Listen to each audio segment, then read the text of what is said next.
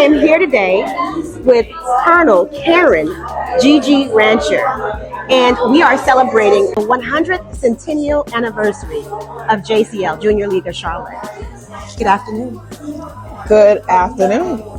Thank you so much for having me in attendance today. And I understand that we are celebrating 100 years today. But can you tell us a little bit about what you do?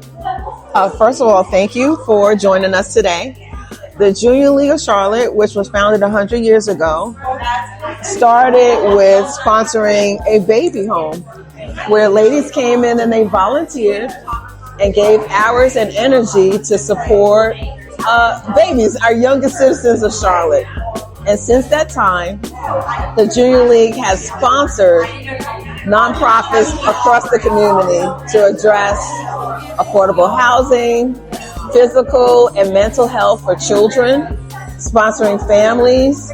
Recently, the Menstrual Poverty Project.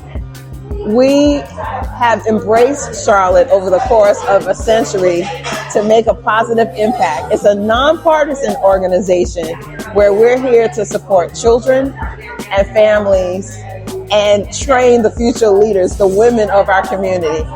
A lot of members of our organization have gone on to serve as public officials in our city council, Department of Education, nonprofits, advisory boards in various capacities. And the foundational element of how they learn to be leaders within the Junior League of Charlotte, whether it be public speaking, serving as the chief financial officer, the skill sets and the experience that they acquired here in the Junior League of Charlotte help lay the foundation for future opportunities and advancement. Thank you. So I am with Source Podcast Studios, and of course you know that my podcast is mainly around entrepreneurship and especially women entrepreneurship. So if I am a woman watching this today, how could I be an assistant to Junior League, and how can Junior League help support me in my business? I would say the Junior League, like I said, it teaches ladies how to be future officers. If you want to be an entrepreneur, you will learn how to manage finances.